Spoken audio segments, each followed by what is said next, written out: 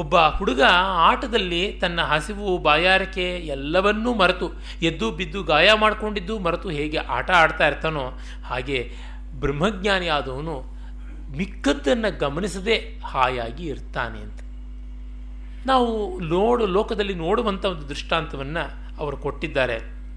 ತನ್ನಲ್ಲೇ ತಾನಿರ್ತಾನೆ, ಮಿಕ್ಕಿದ್ದು ಯಾವುದೂ ಅವನಿಗೆ ಬಾದರ್ ಮಾಡುವುದಿಲ್ಲ ಅಂತ. ಜಗತ್ತೇನಾಗಿರುತ್ತೆ, ಮಿಕ್ಕವರಿಂದ ಇದ್ದೇ ಇರುತ್ತೆ, ಆದರೆ ಇವನಿಗೆ ಅದರ ಬಾದರೇಷನ್ ಇಲ್ಲ ಅನ್ನುವುದಷ್ಟೇ. But when somebody is bothering him, he is obliged to bother, he is obligated to bother ಅಷ್ಟೇ. ಕಾರಣ ಏನು? ಸಂವಾದ ಆಗಬೇಕಾದ್ರೆ. ಇಲ್ಲದಿದ್ದರೆ ಇಲ್ಲ. ಎಷ್ಟೋ ಜನ ಅದಕ್ಕೆ ಸಿಗೋದಿಲ್ಲ. ನಾವು ಎಷ್ಟೋ ಕಥೆಗಳಲ್ಲೆಲ್ಲ ಕೇಳ್ತೀವಿ, ಓದಿರ್ತೀವಿ ಕೂಡ. ಅವರು ಹೊರಟೊರಟಾಗಿ ನಡ್ಕೊಳ್ತಾರೆ, ಎಲ್ಲಂದರೆ ಹಾಗೆ ಹೊರಟೋಗ್ತಾರೆ. ಝೆನ್ ಮಾಸ್ಟರ್ಸ್ಗಳ ಬಗ್ಗೆ ಎಲ್ಲ ಹೇಳ್ತಾ ಕೆನ್ನೆ ಗುಡಿಯೋದು, ತಲೆಗೆ ಚೆಚ್ಚೋದು, ಬೆನ್ಮೂಳೆ ಮುರಿಯೋದು, ಈ ಥರದ್ದೆಲ್ಲ ನಾವು ಓದದ್ದೇ ಕೇಳಿದ್ದೇ ಆಗ್ತಾ ಇರುತ್ತಲ್ಲ, ಆ ಥರದ್ದು.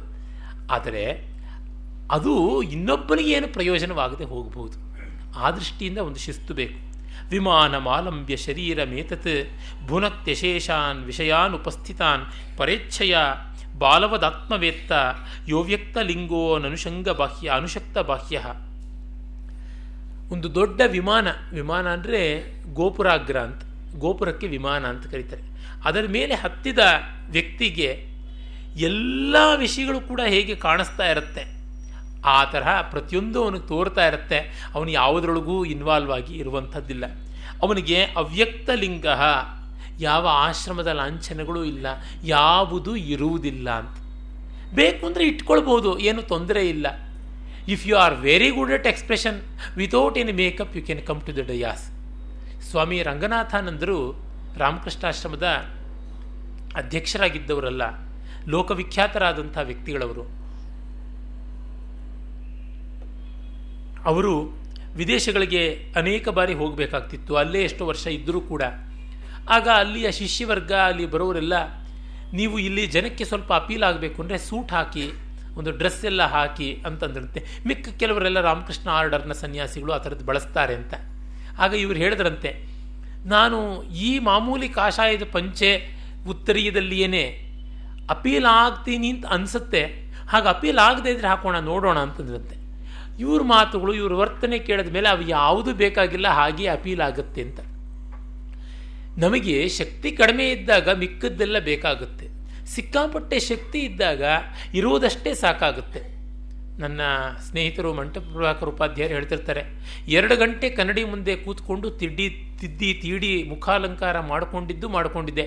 ಇದೆಲ್ಲ ರಂಗಭೂಮಿಯಲ್ಲಿ 2 ನಿಮಿಷಕ್ಕೆ ಅಷ್ಟೇನೆ. ಒಮ್ಮೆ ಬಂದ ತಕ್ಷಣ ಹೋಯಿತು. ನಮ್ಮ ರೂಪ ಇನ್ನೇನು ನೋಡಲ್ಲ. ಅವನ ರೂಪವನ್ನೇ ನೋಡಬೇಕು ಅಂತಿದ್ರೆ ಈ ಪ್ರಯೋಗಕ್ಕೆ ಬರೋದಿಲ್ಲ. ಅವನು ಇನ್ನೂ ಚಂದವಾಗಿರೋ ನಿಜವಾದ ಹೆಣ್ಣನ್ನೇ ನೋಡ್ತಾನೆ, ನನ್ನನ್ನೇನು ನೋಡಬೇಕಾಗಿಲ್ಲ ಅಂತ. ಆಮೇಲೆ ಅವರು ಹೇಳ್ತಾರೆ, ಡ್ರೆಸ್ ಬದಲಾಯಿಸುವುದು ಬಹಳ ವೇಗವಾಗಿ ಬದಲಾಯಿಸ್ತಾರೆ. ನೆರಿಗೆ ಸೀರೆ ಎಲ್ಲ ಅವರು 20 ಸೆಕೆಂಡಲ್ಲಿ ಬದಲಾಯಿಸ್ತಾರೆ. ಹೀಗೆ ತೆರೆಯಿಂದ ಹಿಂದೆ ಹೋಗಿ ಹೀಗೆ ಬರೋದ್ರೊಳಗಾಗಿ ಬೇರೆ ಸೀರೆ ಬದಲಾಯಿಸಿರ್ತಾರೆ. ಮೊದಲ ಬಾರಿಗೆ ನಾವು ಪ್ರಯೋಗ ಮಾಡಿದಾಗ ತುಂಬ ಜನ ನರ್ತಕರು, ಬೇಕಾದಷ್ಟು ಜನ ಹೆಂಗಸರು ಬಂದು ಕೇಳಿದ್ದು, ನೀವು ಎಷ್ಟು ಬೇಗ ಹೇಗೆ ಸೀರೆ ಬದಲಾಯಿಸ್ತೀರಾ ಅಂತಲೇ, ಇನ್ನೇನನ್ನೂ ಅಲ್ಲ. ಅವ್ರಿಗೆ ಅದೊಂದು ಬೇಕಾಗಿತ್ತು, ಟೆಕ್ನಿಕ್ಕು. ಹಾಗೆ ಮಾಡ್ತಾರೆ. ಅದನ್ನು ಅವ್ರು ಹೇಳ್ತಾರೆ, ಮೊದಲ ಬಾರಿಗೆ ಡ್ರೆಸ್ ಬದಲಾಯಿಸಿದಾಗ ಮಾತ್ರ ಬೆರಗಿರುತ್ತೆ, ಮತ್ತು 2ನೇ 3ನೇ ಪ್ರವೇಶಕ್ಕೆಲ್ಲ ಡ್ರೆಸ್ ಬದಲಾಯಿಸಿದ್ರೆ ಅದೂ ಏನೂ ಇರೋದಿಲ್ಲ ಅಂತ. ಹಾಗೆ ಆ ತರಹ ಒಂದು ಕ್ಷಣಕ್ಕೆ ಅವು ಬಂದು ಹೋಗುತ್ತವೆ. ಈ ಆಶ್ರಮ ಇತ್ಯಾದಿ ಲಾಂಛನಗಳು ಅಷ್ಟೇ. ತುಂಬ ಪ್ರಭಾವಶಾಲಿಯಾದವರಿಗೆ ಅದು ಯಾವುದೂ ಕಾಡೋಲ್ಲ. ಆದರೆ ಪ್ರಭಾವ ಇಲ್ಲದೆ ಇದ್ದವರು ಅವನ್ನೆಲ್ಲ ಇಟ್ಕೊಳ್ಬೇಕಲ್ವೇ, ಅದರೊಳಗೆ ತಪ್ಪಿಲ್ಲ. ಆದರೆ ಒಂದು ಒಪ್ಪಬೇಕು, ಅದು ಏನೂ ಇಲ್ಲದೆ ಅವ್ರು ಮಾಡ್ತಾರೆ, ಅದು ದೊಡ್ಡದು ಅಂತ. ನನ್ನ ಪರಿಚಿತರಾದಂಥ ಹಲವು ನರ್ತಕರು ಹೇಳ್ತಾನೆ ಇರ್ತಾರೆ, ನಮ್ಮ ಮಂಟಪರ ನರ್ತನ ಕೌಶಲದ ಬಗ್ಗೆ, ನಿರುಪಮಾ ರಾಜೇಂದ್ರ ಇಂಥವರೆಲ್ಲ ಹೇಳ್ತಿರ್ತಾರೆ, ಸರ್ ನೀವು ಲೈಟಿಂಗು ಮತ್ತೊಂದು ಯಾವುದೂ ಇಲ್ಲದೆ ಮಾಡ್ತೀರಾ, ನಮಗೆ ಅವೆಲ್ಲ ಬೇಕು, ನಾವಿನ್ನೂ ಆ ಕೆಳಗಿನ ಸ್ಥಿತಿನಲ್ಲಿದ್ದೀವಿ. ನೀವು ಅದೆಲ್ಲ ಮೀರಿರೋದ್ರಿಂದ ನೀವು ಅದ್ರ ಬಗ್ಗೆ ಏನು ಯೋಚನೆ ಮಾಡಬೇಕಾಗಿಲ್ಲ, ನೀವು ಹೀಗೇ ಇರಿ, ನೀವು ಯಾವ ಗುರುವಿನಿಂದಲೂ ಏನು ಹೊಸದಾಗಿರೋದು ಕಲಿಬೇಕಾಗಿಲ್ಲ. ನೀವು ಕೈ ಆಡಿಸಿದ್ರೆ ಅದು ಹಸ್ತ ಆಗುತ್ತೆ, ಕಾಲಾಡಿಸಿದ್ರೆ ಅದು ಚಾರಿ ಆಗುತ್ತೆ, ಮಾಡಿದ್ದೆಲ್ಲ ರಸಭಾವಕ್ಕೆ ಬರುತ್ತೆ ಅಂತ ಪ್ರಾಮಾಣಿಕವಾಗಿ ಹೇಳ್ತಾರೆ. ಅದು ಆ ಥರ ಆಗುತ್ತೆ. ನನ್ನ ಬಹಳ ಆತ್ಮೀಯನಾದ ಸ್ನೇಹಿತ ಶಂಕರ್ನ ಕವಿತ್ವವನ್ನು ಕಂಡು ನನ್ನ ಇನ್ನೊಬ್ಬ ದೊಡ್ಡ ಸ್ನೇಹಿತರು ಛಾಯಾಪತಿಯವರು ಹೇಳಿದ್ರು, ನೋಡಿ ಗಣೇಶ್, ನಿಮ್ಮ ಅಲಂಕಾರ ಶಾಸ್ತ್ರ ಅದೆಲ್ಲ ಹೇಳಿ ಆತನ ತಲೆ ಕೆಡಿಸಬೇಡಿ, ಆತ ಈಗಲೇ ಅನ್ಯಾದೃಶವಾದ ಕವಿಯಾಗಿ ಹಾಗೆ ಇದ್ದಾನೆ ಅಂತ. ಯಾಕೆ ಅಂದರೆ ರೆಡಿಮೇಡ್ ಆಗಿರುವಂಥವ್ರು, ಅವ್ರಿಗೆ ಮತ್ತೆ ಇನ್ನೇನು ಮಾಡಬೇಕಾಗಿಲ್ಲ. ಸ್ಫಟಿಕವನ್ನು ಇನ್ನೆಷ್ಟು ಟ್ರಾನ್ಸ್ಪರೆಂಟ್ ಮಾಡೋದಕ್ಕೆ ಸಾಧ್ಯ, ಕಮಲಕ್ಕೆ ಇನ್ನೆಷ್ಟು ಬಣ್ಣ ಹಚ್ಚೋದಕ್ಕೆ ಸಾಧ್ಯ, ಕಾಮನ ಬಿಲ್ಲಿಗೆ ಇನ್ನೇನು ಕಲರಿಂಗ್ ಮಾಡೋದಕ್ಕೆ ಸಾಧ್ಯ, ಮಂಜಿಗೆ ಇನ್ಯಾವ ಬ್ಲೀಚಿಂಗ್ ಏಜೆಂಟ್ ತಂದು ಮಾಡೋದಕ್ಕೆ ಸಾಧ್ಯ ಇಲ್ಲ. ಅವು ಸ್ವಯಂ ಪೂರ್ಣವಾಗಿರುತ್ತವೆ. ಆ ಥರದಕ್ಕೆ ಹಾಗೆ ಮಾಡಬಹುದು ಅಂತ. ಎಲ್ಲಿಯೋ ಅಪೂರ್ಣತೆ ಇದ್ದರೆ ಶಾಸ್ತ್ರ ಸಂಸ್ಕಾರದಿಂದ ಆಗುವಂಥದ್ದು. ಈ ವರ್ಣ ಆಶ್ರಮ ಇತ್ಯಾದಿಗಳೆಲ್ಲ ಆ ಸಂಸ್ಕಾರ ಮಾಡುವುದಕ್ಕೆ. ಈಗ ಆ ಸಂಸ್ಕಾರ ಸರಿಯಾಗಿಲ್ಲ ಅಂದರೆ ಮತ್ತೊಂದು ಸಂಸ್ಕಾರ ಬರುತ್ತೆ, ಅದನ್ನು ಇಟ್ಕೊಂಡು ಹೋಗೋಣ. ಜ್ಞಾನಿಯಾದವನು ಯಾವ ಮೆಥಡ್ನು ತಿರಸ್ಕರಿಸೋಲ್ಲ, as long as it is working ಆಗದೇ ಇದ್ದಾಗ ಮಾತ್ರ ಅಷ್ಟೇ. ಅದು ಏನು ಪರ್ಟಿಕ್ಯುಲರ್ ಕೇಸಲ್ಲಿ ಸಾಮೂಹಿಕವಾಗಿ ವರ್ಕಬಿಲಿಟಿ ಇಲ್ಲ ಅಂತ ಯಾವುದೇ ಒಂದು ಸಿಸ್ಟಮ್ನು ಸ್ಕ್ರ್ಯಾಪ್ ಮಾಡುವಂಥ ಸಮಯ ಸಂದರ್ಭ ಬರುವುದಿಲ್ಲ. ಕಾರಣ this are all very subtle systems ಅನ್ನುವಂಥದ್ದು. ಕಾಮಾನ್ನಿ ಕಾಮರೂಪಿ ಸನ್ ಚರತ್ಯೇಕಚರೋ ಮುನಿ ಸ್ವಾತ್ಮನ್ಯೇವ ಸದಾ ತುಷ್ಟಃ ಸ್ವಯಂ ಸರ್ವಾತ್ಮನಾ ಸ್ಥಿತಃ. ಕಾಮಾನ್ನಿ ಅಂದರೆ ಏನನ್ನೂ ತಿಂತಾನೆ ಅಂತ. ಕಾಮಂ ಅಸ್ಯ ಅನ್ನಂ ಇತಿ ಕಾಮಾನ್ನಿ. ತನ್ನ ಆಹಾರ ಯಾವುದೂ ಆಗಬಹುದು, ಕಾಮರೂಪಿ ತನ್ನ ಕಾಸ್ಟ್ಯೂಮ್ ಯಾವುದೂ ಆಗಿರ್ಬೋದು, ಡ್ರೆಸ್ ಯಾವುದೂ ಇರಬಹುದು, ಏನೂ ತಿಂದು ಜೀರ್ಣಿಸಿಕೊಳ್ಳಬಲ್ಲ, ಏನೂ ತಿನ್ನದೆಯೂ ಇರಬಲ್ಲ. ಅದರಿಂದಲೇ ಹೇಳ್ತಾರೆ ಶಾಸ್ತ್ರಗಳೆಲ್ಲ ವ್ಯವಹಾರಕ್ಕಾಗಿ ಇರುವಂಥವು, ಪರಮಾರ್ಥಕ್ಕಾಗಿ ಶಾಸ್ತ್ರಗಳು ಇಲ್ಲ. ವೇದಾಂತ ಬೋಧೆಯೂ ವ್ಯವಹಾರವೇ. ಹಾಗಾಗಿ ವೇದಾಂತ ಶಾಸ್ತ್ರ ಅಂತ ಒಂದಿದೆ. ಈ ಶಾಸ್ತ್ರ ವ್ಯವಹಾರಕ್ಕಾಗಿ ಇರುವುದರಿಂದ ಇದರೊಳಗೆ ಎಲ್ಲ ಗುಣ ದೋಷ ವಿಧಿ ನಿಷೇಧ ಅನ್ನುವಂಥವೆಲ್ಲ ಬಂದಿರುವಂಥದ್ದು. ಜ್ಞಾನಿಗೆ ಯಾವ ಶಾಸ್ತ್ರವೂ ಇಲ್ಲ. ಮತ್ತು ಜ್ಞಾನಿಯನ್ನು ನೋಡಿಕೊಂಡು ನಾವು ಇರೋಕ್ಕೂ ಆಗೋಲ್ಲ, ಲೋಕ ಇರಲೂಬಾರದು. ಅಂದರೆ ಜ್ಞಾನಿಯ ಸಾಧನ ಕ್ರಮವನ್ನು ನಾವು ಅನುಸರಿಸಬಹುದು, ಆದರೆ ಸಿದ್ಧನಾದವನ ವರ್ತನೆಯನ್ನು ನಾವು ಅನುಸರಿಸಬಾರದು. ಕಾರಣ ದೇಹವೇ ಅವನಿಗೆ ಇಲ್ಲ. ದೇಹ ಇಲ್ಲದೆ ಇದ್ದವನಿಗೆ, ಮನಸ್ಸಿಲ್ಲದೆ ಇದ್ದವನಿಗೆ ಯಾವ ಶಾಸ್ತ್ರ, ಯಾವ ಕರ್ಮ, ಯಾವ ಅನ್ವಯಗಳನ್ನು ಅಪ್ಲೈ ಮಾಡೋಣ? ಅದರಿಂದಲೇ ಮಹಾಕವಿಗಳು ಮಾಡಿದ ವ್ಯಾಕರಣ ದೋಷಗಳನ್ನು ನಾವು ವ್ಯಾಕರಣ ದೋಷ ಅಂತ ಹೇಳೋಲ್ಲ, ಆದರೆ ನಾವು ಅದನ್ನು ಮಾಡೋಲ್ಲ, ಮಹಾಕವಿ ಪ್ರಯೋಗ ಅಂತ ಹೇಳಿಬಿಡ್ತಾರೆ.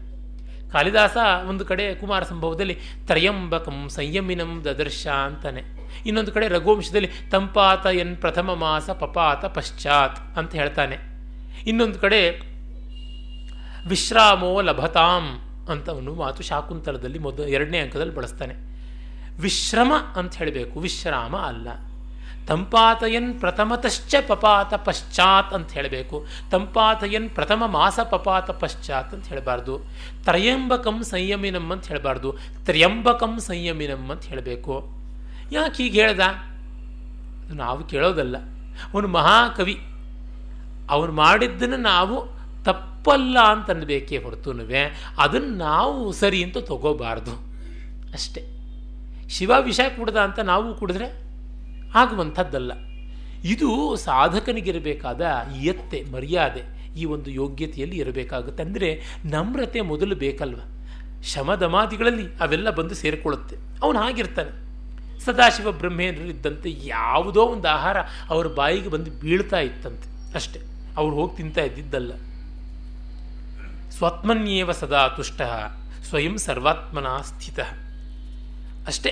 ಕಡೆಗೆ ಒಂದು ಮಾಡೆಸ್ ಆಪರೆಂಡಿ ಏನು, ಇಷ್ಟನ್ನು ಇಟ್ಕೊಳ್ಬಹುದು. ಯಾವುದು ಮಾಡೋದ್ರಿಂದ ನನಗೂ ನನ್ನ ಪರಿಸರಕ್ಕೂ ನೆಮ್ಮದಿ ಇದೆಯೋ ಅದನ್ನು ಮಾಡಬೇಕು ಅಷ್ಟೇ. ಅದನ್ನು ಚಿಂತನೆ ಮಾಡಬೇಕು, ಅದನ್ನು ಅನುಸಂಧಾನ ಮಾಡಬೇಕು, ಹಾಗಿರಬೇಕು. ಅದು ಬಿಟ್ಟು ಇನ್ಯಾವುದು ನಮಗೆ ತೋರುವಂಥದ್ದಲ್ಲ. ತಮಸಾ ಗ್ರಸ್ತವದ್ಭಾನಾತ್ ಗ್ರಸ್ತೋಪಿ ರವಿ ಭಾನು ತಮಸಾ ಗ್ರಸ್ತವದ್ಭಾನಾದ್ ಅಗ್ರಸ್ತೋಪಿ ರವಿರ್ಜನೈ ಗ್ರಸ್ತ ಇತ್ಯುಚ್ಯತೆ ಭ್ರಾಂತ್ಯ ಯಜ್ಞಾತ್ವಾ ವಸ್ತುಲಕ್ಷಣಂ ತದ್ವದ್ದೇಹಾದಿ ಬಂಧೇಭ್ಯೋ ವಿಮುಕ್ತಂ ಬ್ರಹ್ಮವಿತ್ತಮಂ ಪಶ್ಯಂತಿ ದೇಹಿವನ್ಮೂಢಾಃ ಶರೀರಾಭಾಸ ದರ್ಶನಾತ್. ಸೂರ್ಯನಿಗೆ ರಾಹುಗ್ರಸ್ತ ಆಗಿಲ್ಲ, ರಾಹುಗ್ರಸ್ತನ ಆಗಿಲ್ಲ. ಆದರೆ ನಮ್ಮ ಕಣ್ಣಿಗೆ ಭೂಮಿ ಮೇಲಿದ್ದವರಿಗೆ ಸೂರ್ಯ ರಾಹುಗ್ರಸ್ತನಾಗಿದ್ದಾನೆ ಅಂತ ಅನಿಸ್ತಾ ಇರುತ್ತೆ. ಅದು ನಮಗೆ, ಸೂರ್ಯನಿಗೆ ಅಲ್ಲ. ಹಾಗೇ ಜ್ಞಾನಿಗೂ ಕೂಡ ಶರೀರ ಇದೆ ಅಂತ ಹೇಳುವುದು ಅದೇ ರೀತಿ. ಅಹಿರ್ನಿರ್ವಲಯಾನೀವ ಅಯಂ ಮುಕ್ತದೇಹಸ್ತು ತಿಷ್ಠತಿ ಇತಸ್ತತಃ ಚಾಲ್ಯಮಾನೋ ಯತ್ಕಿಂಚಿತ್ ಪ್ರಾಣವಾಯುನ. ಹಾವು ಪೊರೆ ಕಳಚಿಕೊಂಡು ಹೋಗಿದೆ, ಪೊರೆ ಮಾತ್ರ ಇದೆ. ಅರೆ ಪೊರೆ ಗಾಳಿ ಬೀಸಿ ಹಾಗೆ ಹೀಗೆ ಓಡಾಡ್ತಾ ಇರೋದ್ರಿಂದ ಹಾವೇ ಸುಳಿತಾ ಇದೆಯಾ ಅನಿಸುತ್ತೆ. ಅರೆ ವಸ್ತುತಃ ಅಲ್ಲಿ ಹಾವಿಲ್ಲ. ಅದೇ ತರಹ ಜ್ಞಾನಿಯ ಶರೀರ ಕೂಡ ಚಟುವಟಿಕೆಯಿಂದ ಇದೆ ಅಂತ. ಸ್ರೋತಸ ನಿಯತೆ ದಾರು ಯಥಾ ನಿಮ್ನೋನ್ನತ ಸ್ಥಳಂ ದೈವೇನ ನಿಯತೆ ದೇಹೋ ಯಥಾ ಕಾಲೋಪಭುಕ್ತಿಷು. ಹೇಗೆ ಹೊಳೆಯಲ್ಲಿ ಬಿದ್ದಿರುವಂಥ ಕಾಷ್ಠ ಮರ ಆ ಪ್ರವಾಹಕ್ಕನುಸಾರವಾಗಿ ಹೋಗುತ್ತೆ, ಪ್ರವಾಹ ಪತಿತ ಕಾಷ್ಠನ್ಯಾಯ ಅಂತೀವಲ್ಲ, ಆ ತರಹ ಅವನು ಕೂಡ ಯಾವುದೋ ಒಂದರ ಇಚ್ಛೆ ಎಂಬಂತೆ ಹೋಗ್ತಾ ಇದ್ದಾನೆ ಹೊರತು ಅವನದಾದದ್ದು ಏನೂ ಇಲ್ಲ, ಆ ತರಹ ಇರ್ತಾನೆ ಅಂತ.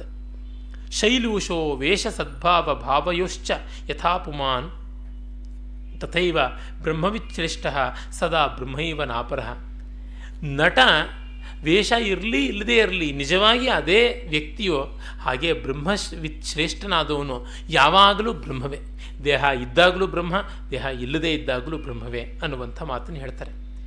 ದೇಹಸ್ಯ ಮೋಕ್ಷೋ ನೋ ಮೋಕ್ಷೋ ನದಂಡಸ್ಯ ಕಮಂಡಲೋ ಅವಿದ್ಯಾ ಹೃದಯ ಗ್ರಂಥಿ ಮೋಕ್ಷೋ ಮೋಕ್ಷೋ ಯತಸ್ತತಃ. ದೇಹವನ್ನು ಬಿಡುವುದು ಮೋಕ್ಷ ಅಲ್ಲ. ಅಂದರೆ ವಿದೇಹ ಮುಕ್ತಿಯನ್ನು ಶಂಕರರು ಅಡ್ವೊಕೇಟ್ ಮಾಡ್ತಾ ಇಲ್ಲ. ಅದು ಗೌಣ ಮುಕ್ತಿ, ಇನ್ಸಿಗ್ನಿಫಿಕೆಂಟ್.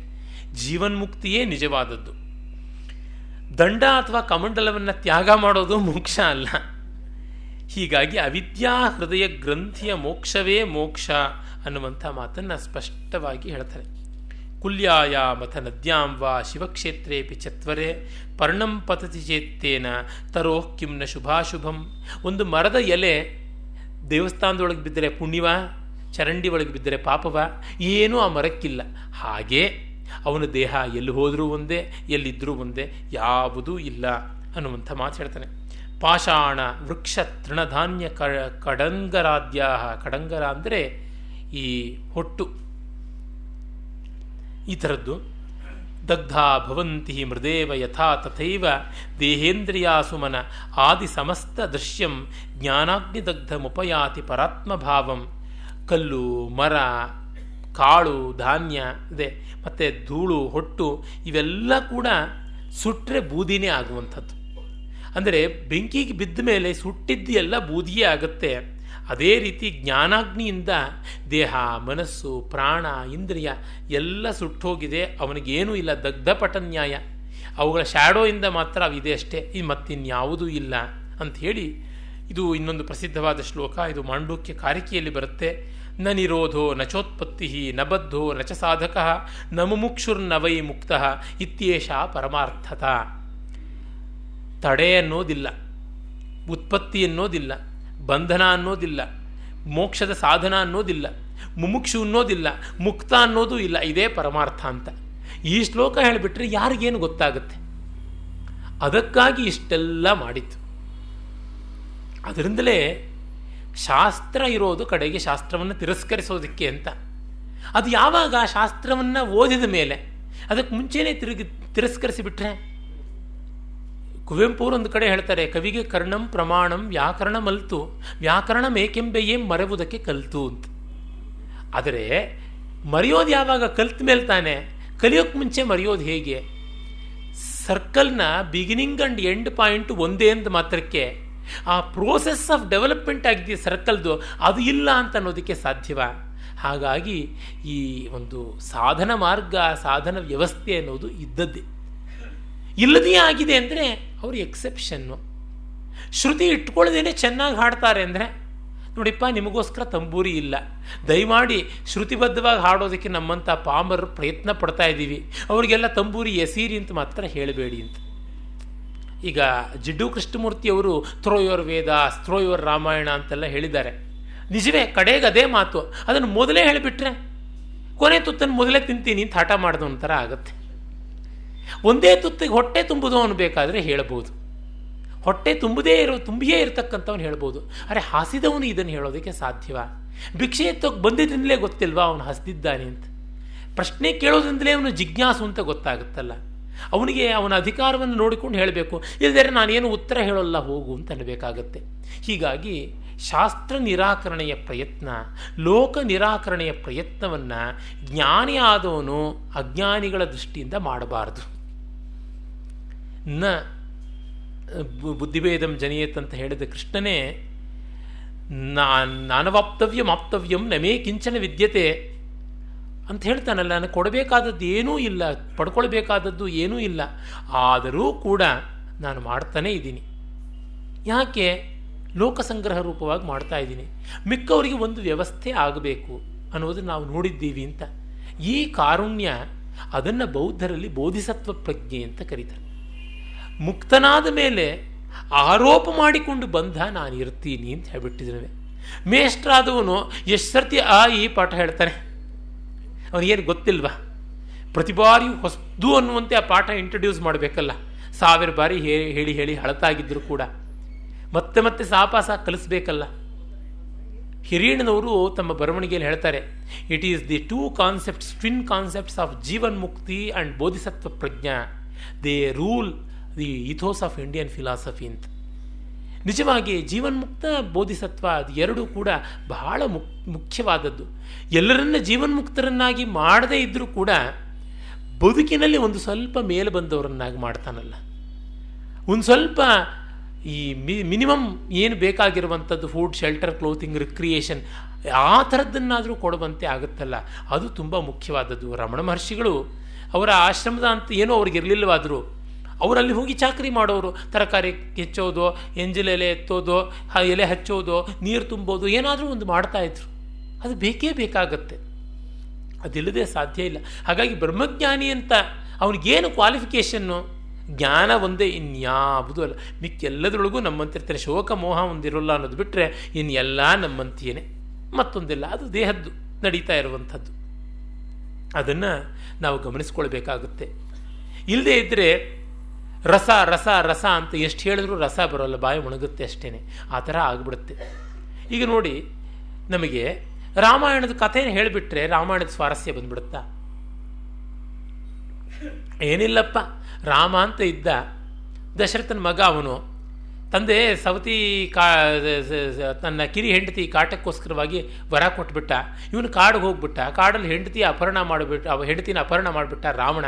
ಮತ್ತೆ ಅವಳನ್ನು ಕಷ್ಟಪಟ್ಟು ಒದ್ದಾಡಿಕೊಂಡು ಹೇಗೋ ಹುಡುಕೊಂಡು ವಾಪಸ್ ರಾವಣನ ಕೊಂದು ಬಂದ. ಇಷ್ಟೇ ರಾಮಾಯಣ ಅಂತಂದರೆ we get some briefing about Ramayana. ಆ ಸಿಚುಯೇಷನ್ ನಮಗೆ ಅನುಭವ ಕ್ರಿಯೇಟ್ ಮಾಡೋದಿಲ್ಲ.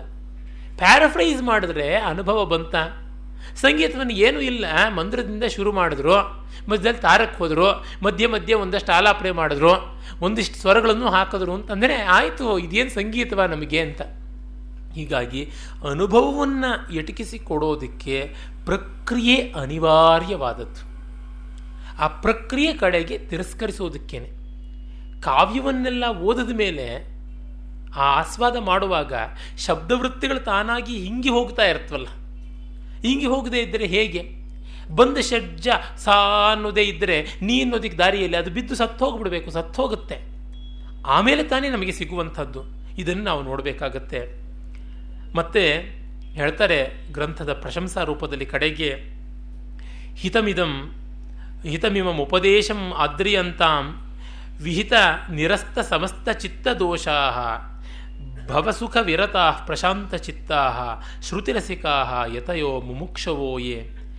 ಈ ಒಂದು ಚಿತ್ತದ ಸಮಸ್ತ ದೋಷಗಳನ್ನು ನೀಗಿಸಿಕೊಂಡು ಸಂಸಾರದಲ್ಲಿ ವಿರಕ್ತರಾಗಿ ಸಾಧನ ಚತುಷ್ಟಯ ಸಂಪಾದಿಸಿಕೊಂಡಂತಹ ಶ್ರುತಿ ರಸಿಕರು, ಅಂದರೆ ಶಾಸ್ತ್ರ ರಸಿಕರಾದ, ವೇದ ರಸಿಕರಾದ ಯತಿಗಳು, ಮುಮುಕ್ಷುಗಳು ಇದನ್ನು ಆಸ್ವಾದ ಮಾಡಿ ಇದರ ಪ್ರಯೋಜನವನ್ನೇ ಪಡ್ಕೊಳ್ಳಿ ಅಂತ ಹೇಳ್ತಾರೆ. ಇದರ ಪ್ರಯೋಜನ ಯಾರಿಗೆ ಅನ್ನೋದು ಗೊತ್ತಾಯಿತು. ಮತ್ತು ಕಡೆಗೆ ಒಂದು ಮಾತು ಬರುತ್ತೆ, ಚೆನ್ನಾಗಿರುವ ಶ್ಲೋಕ ಇದು.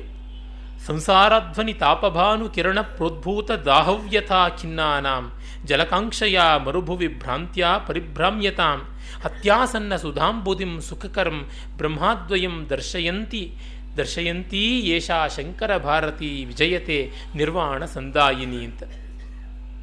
ಸಂಸಾರದ ಅಂದರೆ ಜಗತ್ತಿನ ಹಾದಿಯಲ್ಲಿ 3 ಬಗೆಯ ತಾಪಗಳು, ಅಧಿಭೂತ, ಅಧಿದೈವ, ಅಧ್ಯಾತ್ಮ ಅನ್ನುವಂಥ ತಾಪತ್ರಯಗಳ ಸೂರ್ಯ ಕಿರಣದಲ್ಲಿ ತುಂಬ ಬಳಲಿ ಬೇಸಿಗೆಯಿಂದ ಒದ್ದಾಡ್ತಿರ್ತಕ್ಕಂಥವರಿಗೆ, ಬಾಯಾರಿಕೆಯಿಂದ ನೀರು ಬೇಕು ಅಂತ ಆಸೆ ಪಡ್ತಾ ಮರುಭೂಮಿಯಲ್ಲಿ ಒದ್ದಾಡ್ತಾ ಇದ್ದವರಿಗೆ ಈಗ ಬಂದಿದೆ ಅಮೃತದ ಸಮುದ್ರ, ಬ್ರಹ್ಮಾನಂದದ ಅದ್ವಯವಾದ ಆನಂದವನ್ನು ಕೊಡ್ತಾ ಶಂಕರ ಭಾರತಿ, ಶಂಕರರ ಮಾತು ಇದು ಮೋಕ್ಷವನ್ನು ನಮಗೆ ಎಟುಕಿಸಿಕೊಡುವಂಥದ್ದು ಅನ್ನುವ ಮಾತಿನಿಂದ ಆಚಾರ್ಯರು ಇದನ್ನು ಸಮಾಪ್ತಿ ಮಾಡ್ತಾರೆ. ಇದರಿಂದಲೇ ಹೇಳ್ತಾರೆ ಕೆಲವರು ಶಂಕರಾಚಾರ್ಯರು ತಮ್ಮ ಮಾತಿನ ಬಗ್ಗೆ ತಾವೇ ಹೇಳ್ಕೊಳ್ಳುವಂಥವರಲ್ಲ ಅಂತ. ಅದಕ್ಕೆ ಇದು ಆಚಾರ್ಯರದೇ ಅಂತ ಹೇಳೋರು ಶಂಕರ ಮಂಗಲಕರ ಭಾರತಿ ಅಂತರ್ಥ, ಮಂಗಳಮಯವಾದಂಥದ್ದು ಮಾತು ಅಂತ ಅರ್ಥ, ಶಂಕರಾಚಾರ್ಯರದು ಅಂತಲ್ಲ ಅಂತ ಹೇಳ್ಬಿಟ್ಟು. ಹೀಗೆ ಇಷ್ಟೇ. ಗ್ರಂಥ ಯಾರಿಂದ ಬಂದರೆ ಏನು, ಗ್ರಂಥ ಯೋಗ್ಯವಾದದ್ದ ಅಂತ ನೋಡಬೇಕು. ಕಪ್ಪು ಆದರೆ ಏನು, ಕೆಂಪು ಹಸು ಆದರೆ ಏನು, ಆರೋಗ್ಯವಂತವಾದ ಹಸುವಿನ ಹಾಲು ನಮಗೆ ಪ್ರಯೋಜನಕಾರಿಯಾದದ್ದು ಅಷ್ಟೇ. ನಮ್ಮನೆ ಹಸುವಾದರೆ ಪಕ್ಕದ ಮನೆ ಹಸುವಾದರೂ ಏನೂ ತೊಂದರೆ ಇಲ್ಲ ಅನ್ನುವಂತೆ ನೋಡಿದಾಗ ನಮಗೆ ಈ ಗ್ರಂಥದ ಪ್ರಯೋಜನ ಏನು ಅಂತ ಗೊತ್ತಾಗುತ್ತೆ. ನಿನ್ನೆ ನಾನು ಹೇಳಿದ್ದೆ ಒಂದು ಅರ್ಧ ಗಂಟೆ ಪ್ರಶ್ನೋತ್ತರಕ್ಕೆ ಅಂತ. ಯಾರಾದರೂ ಬರೆದುಕೊಂಡು ಬಂದಿದ್ದರೆ ದಯಮಾಡಿ ಕೊಡಬೇಕಾಗಿ ಪ್ರಾರ್ಥನೆ. ಗೊತ್ತಿದ್ದಲ್ಲಿ ಹೇಳ್ತೀನಿ. ಈ ವಿವೇಕ ಚೂಡಾಮಣಿಯ ಪ್ರಕರಣಗಳಿಗೆ ಸಂಬಂಧಪಟ್ಟಂತೆ ಇದ್ದರೆ ಒಳ್ಳೆಯದು. ಹಾಗಲ್ಲದೆ ವೇದಾಂತದ ಜನರಲ್ ಆದಂಥ ಪ್ರಶ್ನೆಗಳು ಯಾವುದಾದರೂ ಇದ್ದರೆ ಗೊತ್ತಿದ್ದಷ್ಟು ಹೇಳ್ತೀನಿ. ಗಾಢ ನಿದ್ರೆ ಅಂತ. ಸು ಅಂದರೆ ಚೆನ್ನಾಗಿ, ಸುಪ್ತಿ ಅಂದರೆ ಮಲಗುವಿಕೆ. ದಯಮಾಡಿ ಕೂತ್ಕೊಳ್ಳಿ. ಅಂದರೆ ಸುಪ್ತಿ ಅಂತನ್ನುವುದು ಭೂತಕೃದಂತ ರೂಪ, ವ್ಯಾಕರಣದಿಂದ ಸ್ವಪಧಾತುವಿಂದ ಬಂದದ್ದು. ಅದಕ್ಕೆ ಶೋಭನಕರಿ ಸುಪ್ತಿ ಸುಷುಪ್ತಿ ಅಂತ, ಒಳ್ಳೆಯ ನಿದ್ರೆ ಅಂತ ಸುಷುಪ್ತಿ ಅಂತ ಬಂದಿದೆ. ಅಂದರೆ ನಮ್ಮಲ್ಲಿ ನಿದ್ದೆ ಅರನಿದ್ದೆ ಮಂಪರ್ ನಿದ್ರೆ ಅಂತೆಲ್ಲ ಇದೆಯಲ್ಲ, ಅದು ಅಲ್ಲ, ಗಾಢ ನಿದ್ರೆ ಅಂತ. ಯಾಕೆಂದರೆ ಕೆಲವರು ವಾದ ಮಾಡೋದುಂಟು, ನಮಗೆ ಮಂಪರ್ ನಿದ್ರೆನೆಲ್ಲ ಕನಸು ಕಾಣ್ತಾ ಇದ್ದೀನಿ ಅಂತ ಅನ್ನಿಸ್ತಾ ಇತ್ತು ಅಂತ. ಆಗ ಅದು ಎಚ್ಚರದ ಸ್ಥಿತಿಗೆ ಬರುವಂಥದ್ದಾಗಿರುತ್ತೆ. ಅವಸ್ಥೆಗಳು ಇರುವುದು ಮೂರಕ್ಕಿಂತ ಹೆಚ್ಚು ಇಲ್ಲ, ಮೂರಕ್ಕಿಂತ ಕಡಿಮೆನೂ ಇಲ್ಲ. ಮೂರ್ಛೆ ಒಂದು ಅವಸ್ಥೆ ಅಲ್ಲ, ಅದು ಸುಷುಪ್ತಿಯ ಸಮಾನವಾದಂಥ ಅವಸ್ಥೆಯೇ ಆಗಿರುವಂಥದ್ದು. ಮಂಕುತನ, ಮಂಪರು ಇವೆಲ್ಲ ಕೂಡ ಜಾಗೃತಿಗೆ ಹತ್ತಿರ ಬರುವಂಥದ್ದಾಗುತ್ತೆ ಅಂತ ಹೀಗೆ ಹೇಳ್ತಾರೆ.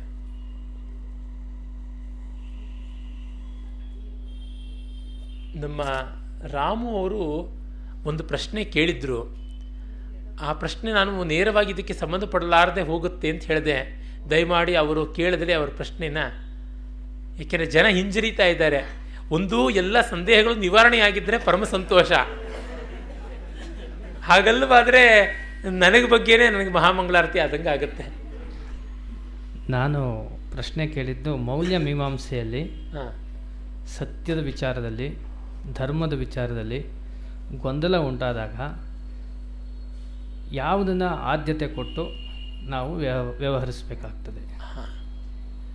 ಬಹಳ ಗಂಭೀರವಾದ ಪ್ರಶ್ನೆ, ಬಹುವರ್ಥಗ್ರಾಸಿಯಾಗುವಂಥದ್ದು ಇದು.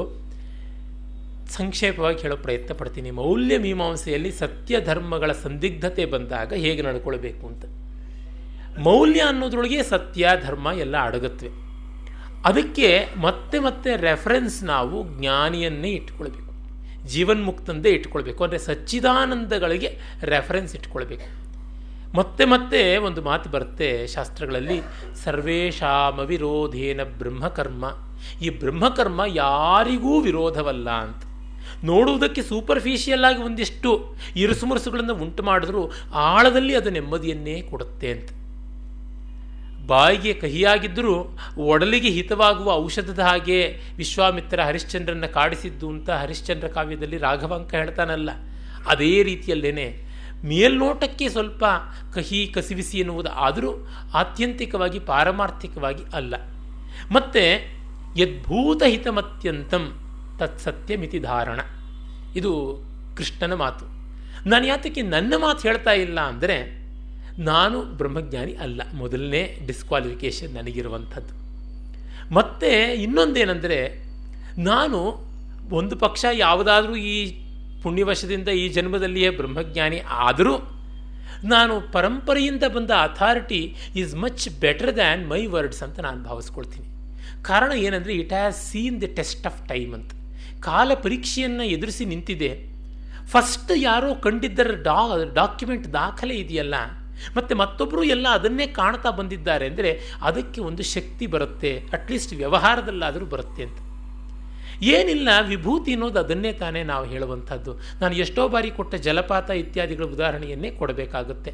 ಸಮುದ್ರ ಏನು ಉಪ್ಪು ನೀರಲ್ವೇ ಅಂದರೆ, ಈ ಕಪ್ಪಲ್ಲಿ ಉಪ್ಪು ನೀರು ತಂದುಬಿಟ್ಟು ತಗೋ ಸಮುದ್ರ ಅಂದರೆ ಬೇಕು, ಸಮುದ್ರ ಅಂದರೆ ಅದರ ಹಾಸು ಬೀಸು ಎಲ್ಲ.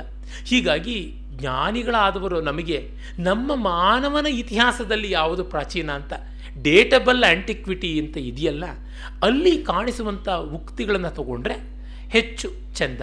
ಮತ್ತು ಇನ್ನೂ ಒಂದು, ಒಬ್ಬ ಜ್ಞಾನಿ ಆದವನು ವಿದ್ವಾಂಸನೂ ಆದರೆ ಅದರ ಸಮಾನ ಇನ್ಯಾವುದೂ ಇಲ್ಲ. ಅಂಥ ಒನ್ ಆಫ್ ದಿ ರೇರೆಸ್ಟ್ ಕೇಸಸ್ಸನ್ನು ನಾವು ಶಂಕರರಲ್ಲಿ ನೋಡ್ತಾ ಇದ್ದೀವಿ. ಶಂಕರ, ಆನಂದವರ್ಧನ ಈ ಥರದವರಲ್ಲಿ ಇದನ್ನು ನಾವು ಕಾಣ್ತೀವಿ.